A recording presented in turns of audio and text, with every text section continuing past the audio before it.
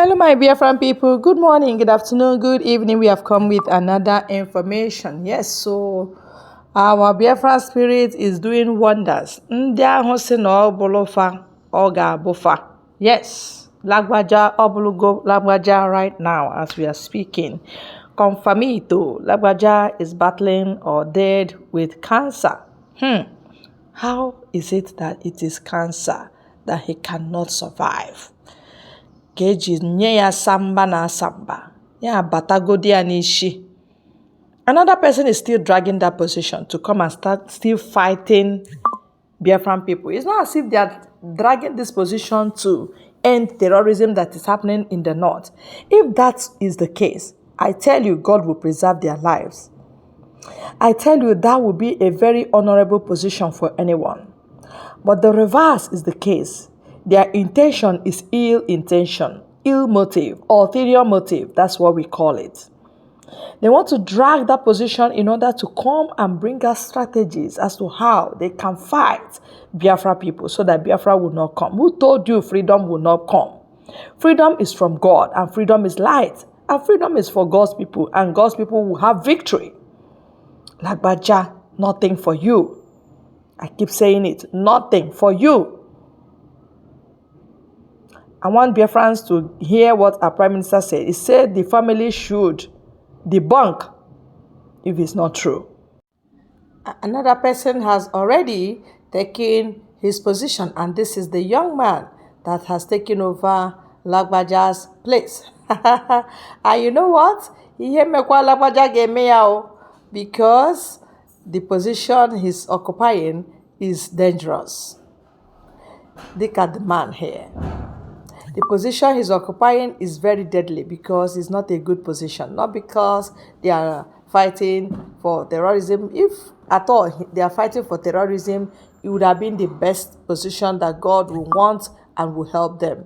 But because they are fighters of truth, fighters of light, fighters of freedom, they would never have peace. Their entire generation will know no progress. They will know no peace. They will know no good.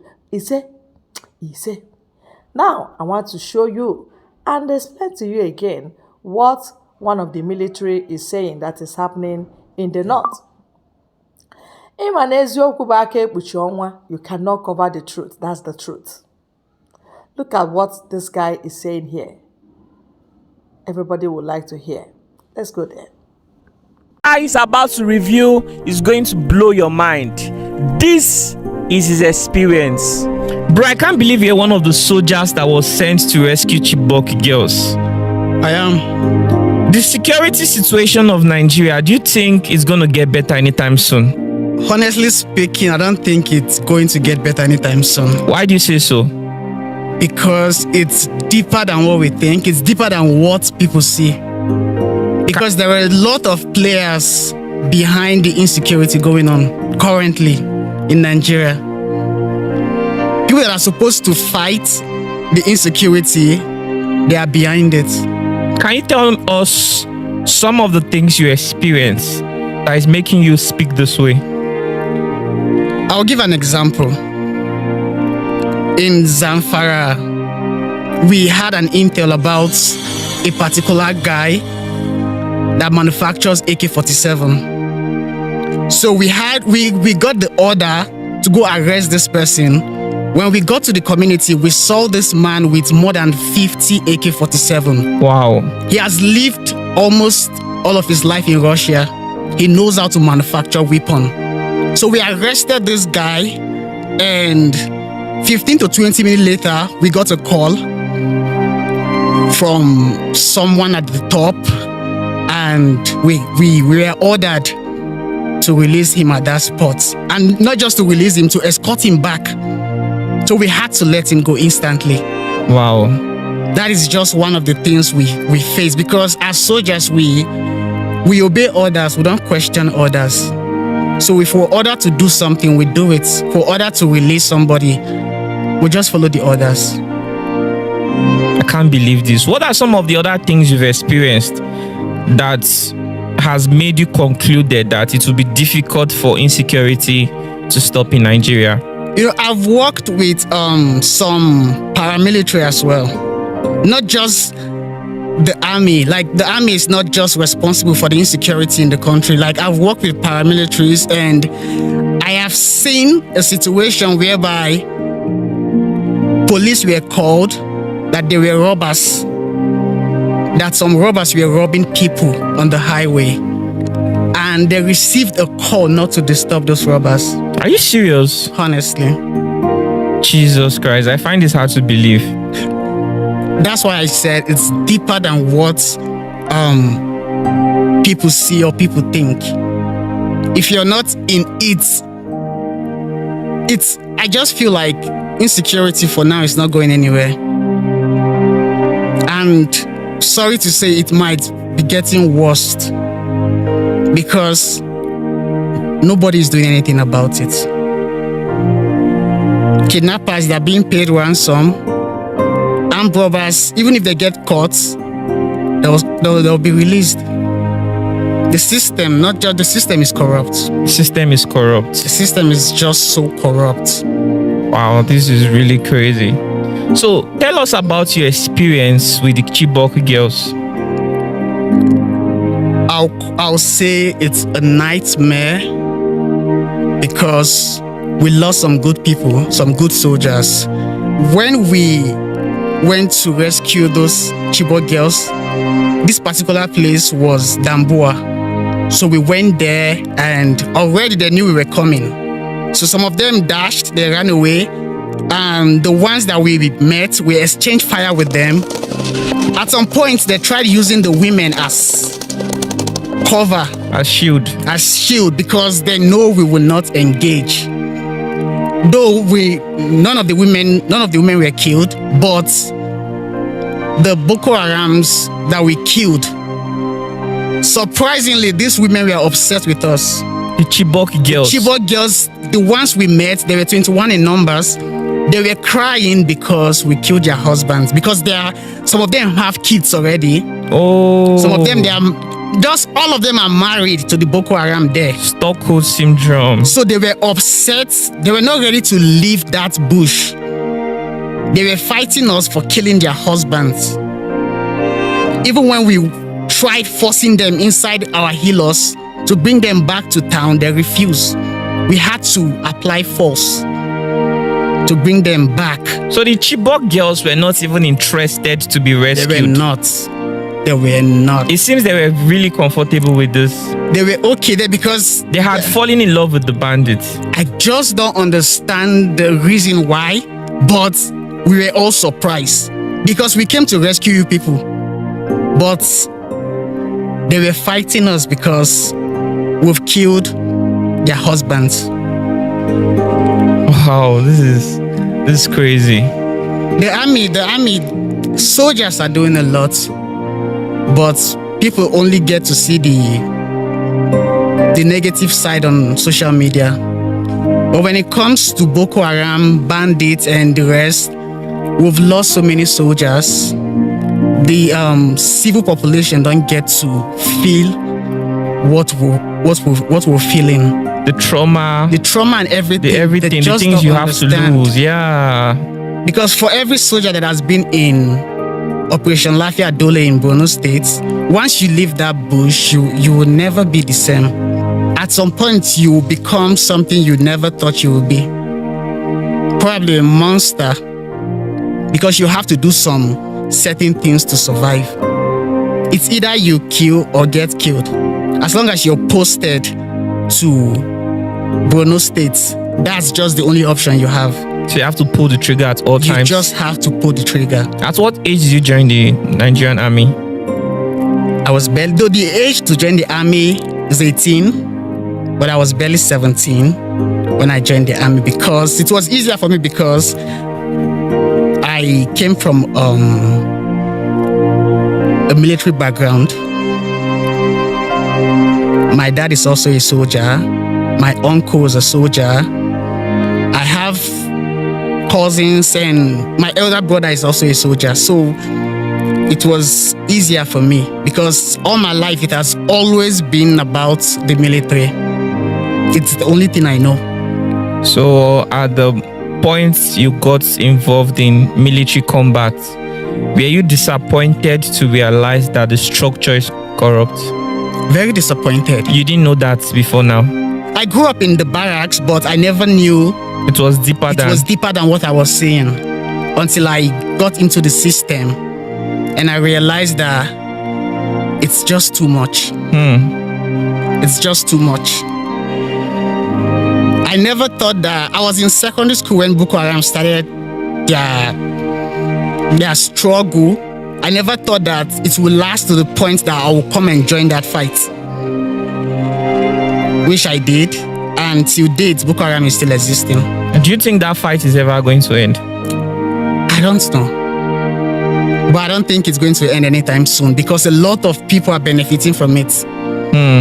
A lot of people are benefiting from it. There was someone I interviewed. What do you mean by a lot of people are benefiting from it? Do you want to say something about that? Whenever the government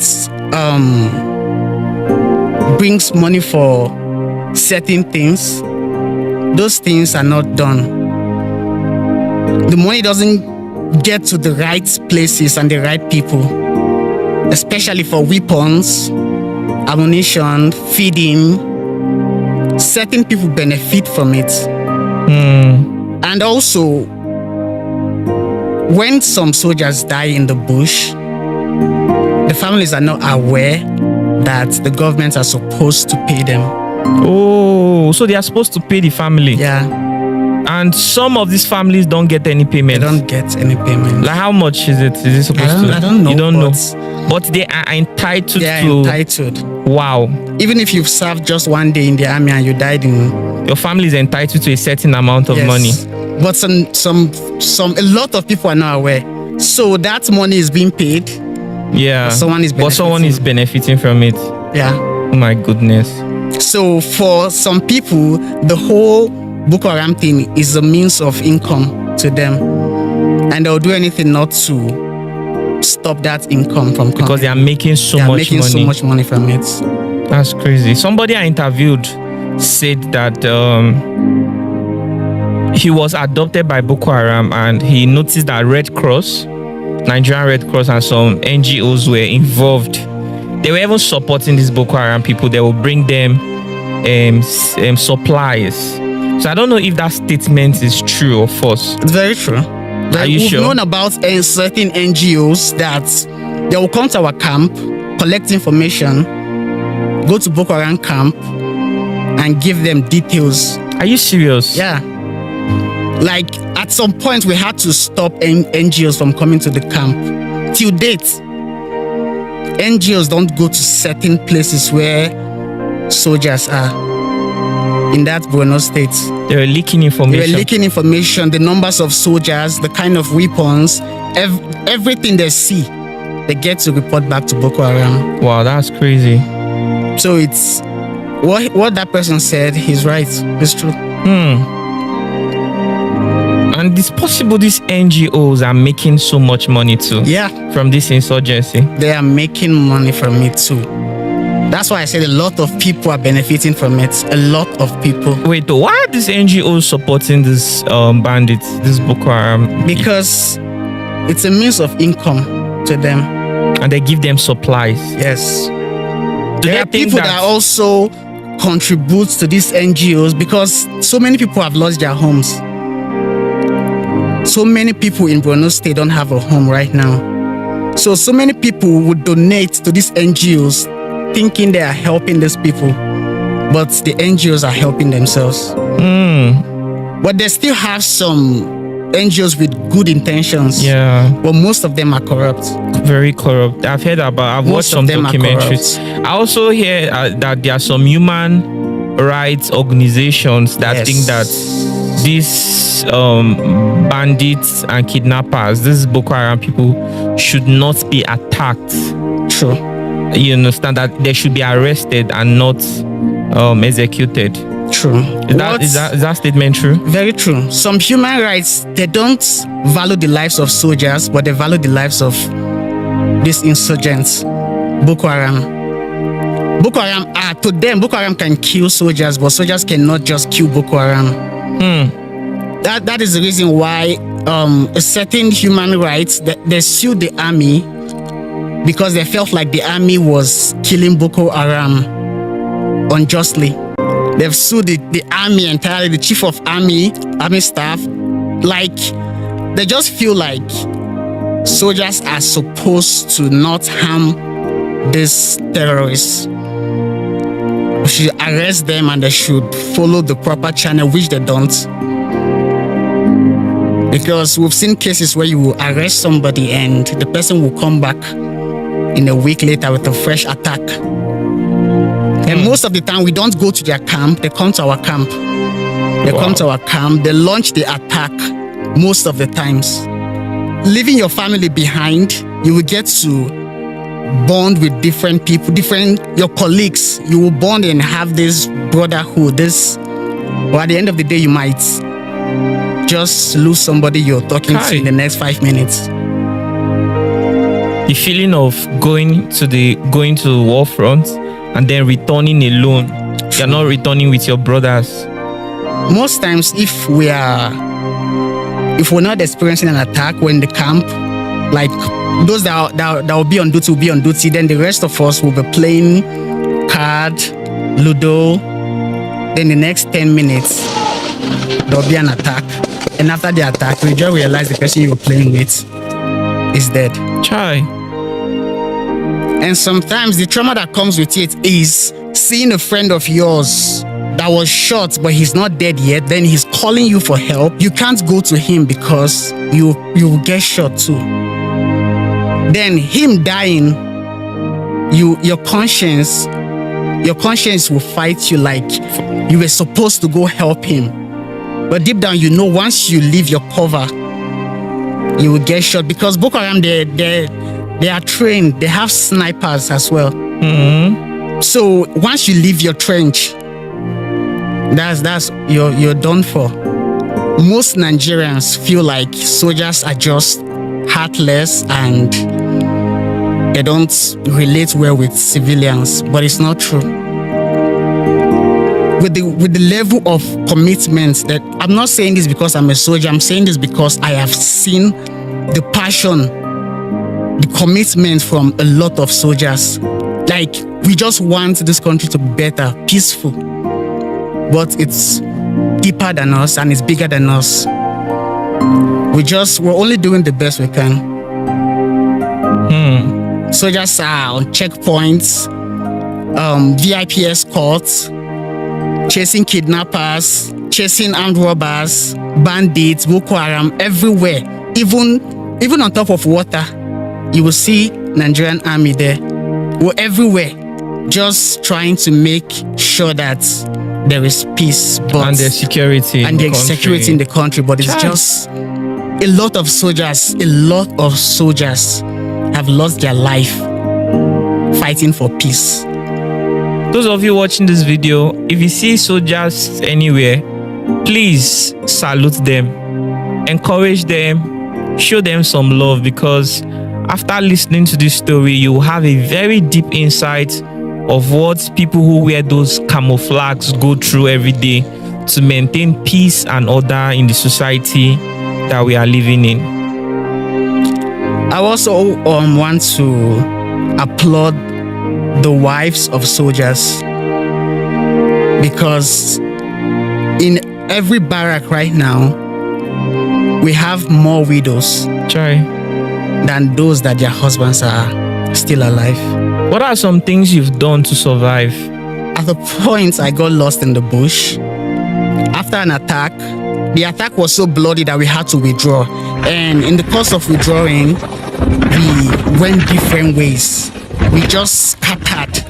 And I found myself in the bush alone with just 16 rounds. And at some point, I had to keep one round for myself, that I would rather end it than allow them to catch me alive. So I had 15 rounds in the chamber, in my magazine, then one round in my pocket. That if worse comes to worse, I'll end it, because it will be more brutal if they capture me alive. So I was in the bush for 3 days, searching for a way out, and Because of thirst, I had to drink my pee. I drank my urine because of thirst, and I got to a point I had no urine in me anymore. I could not pee anything. No food, no water. And God's so kind, there is no food, no water, nothing. And I passed out the third day. I had no idea where I was. I just passed out. And when I woke up, I was in the headquarters, and I was told a Fulani man brought me. He brought me, I was on top of his camel. He carried my weapon and brought me back to our headquarters. I don't know how he looks like. I didn't see him, but the Fulani man saved my life. Yeah, wow. I was vulnerable. He could have taken my weapon or killed me instantly. But he saved my life, a Fulani man that I've never seen before till date. I don't know how he looks like. But he saved my life, and I'm forever grateful. Because for a day, I will never in my life, because we look at it like Fulanis in the bush, they work with Boko Haram. Yeah. So I will never for a day expect a Fulani man to save me. But God so kind he did. I can't imagine all you've been through, bro. Like, the day you signed up to become a soldier, your life never remained the same. Nope. I never thought that 90% of soldiers did not join this job to fight for the country. 90% are just looking for job. Oh, they're just looking for job. Not that they are passionate about their motherland. They're not. But in the course of that, you find yourself being passionate. You find yourself doing it because you just want everybody to be okay. You just want the country to be peaceful. A lot of us join the job because we just need we just need an income, a source of income to put food on the table. Because no sane person will choose to do this job because they love this job. There is nothing to love about dying. We know if a building is on fire and you will see somebody giving an order to soldiers to go in, and you can't question that order. Where fighting is heavy, that is where they push us to. And we have to do it. That is how bad it is. We have to do it, or else some innocent people will die. So most of the time we lay down our lives for these people without them knowing.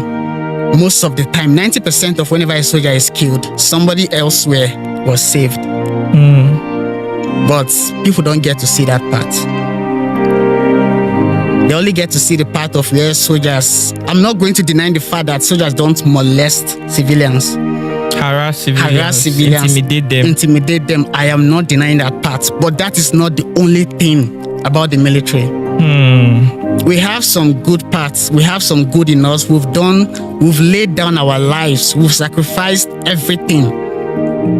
And for those of us that have been in that bush, our life will forever experience PTSD. Do they give you guys mental support? No. No access for is it rehab or something? No. They just feel like you're a soldier, you are good to go. Wow. For like 6 months, if I'm walking by a field and I hear the sound of whistle,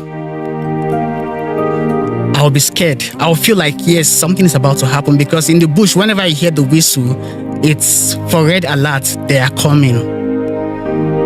So for like 6 months straight, whistle was messing with me.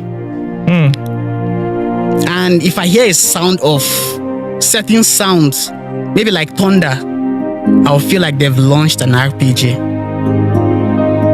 And I'll be ready, even without holding a weapon, because I'll be feeling like I'm still in the bush. And a lot of soldiers are going through that same PTSD. The trauma. And some, they've lost their family because of it, because some of them cannot handle it around their family.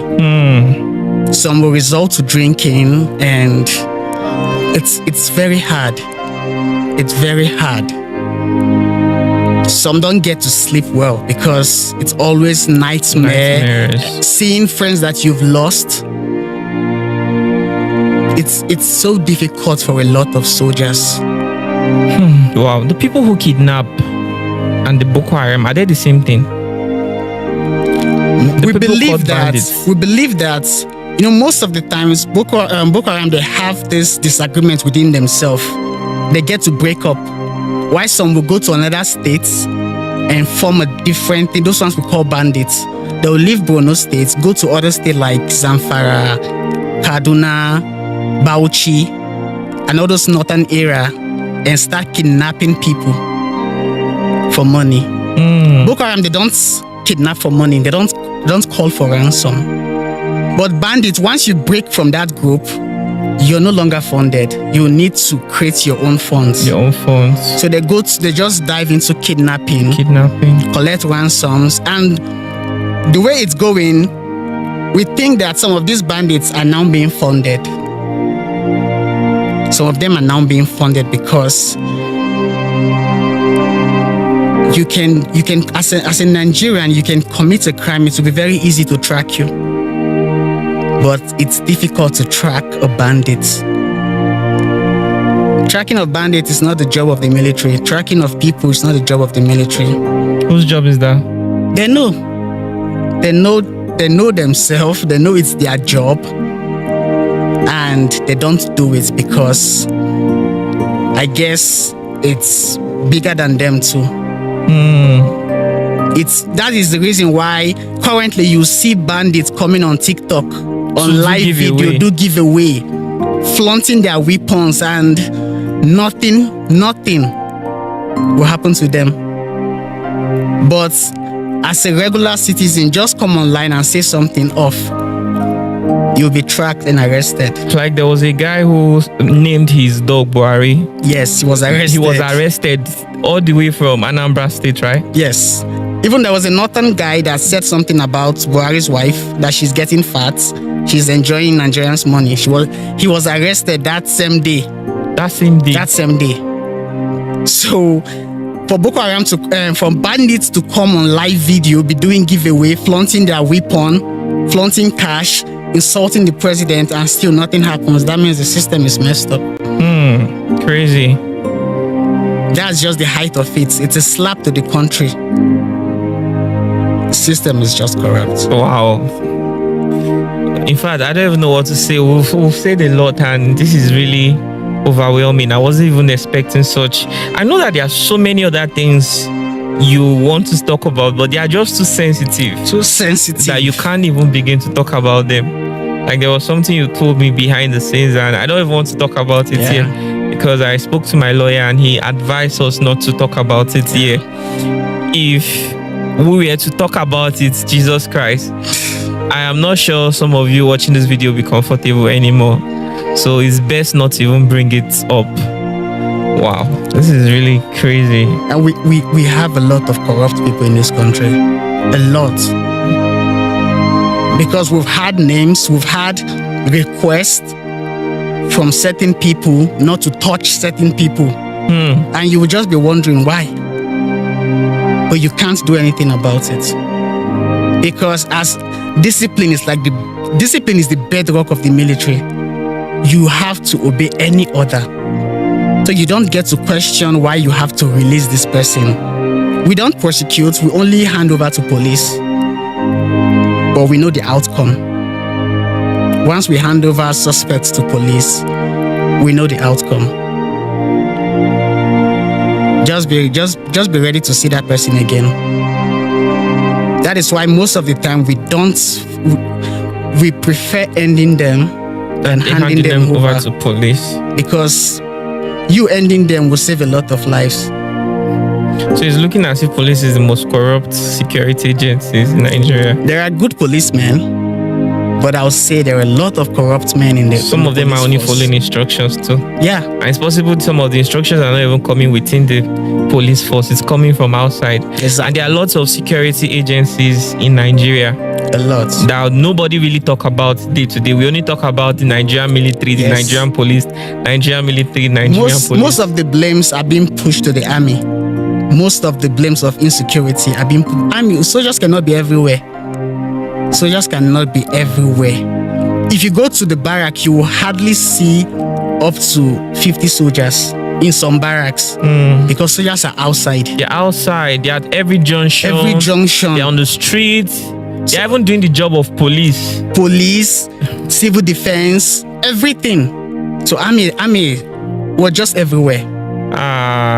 We need to celebrate the Nigerian army enough. You know, why there are some bad eggs, there We have a lot of good people. good people who are willing to sacrifice their lives daily for those people. You know, there's this song Chike sang. It's called Soldier. I've heard about it. You've heard the Yes, song. I've You know, heard there are a lot of people who have actually dedicated songs about the Nigerian Nigerian army, and these are just some of the people who think that soldiers should be appreciated. Maybe they've lost someone, or maybe they've had personal experiences.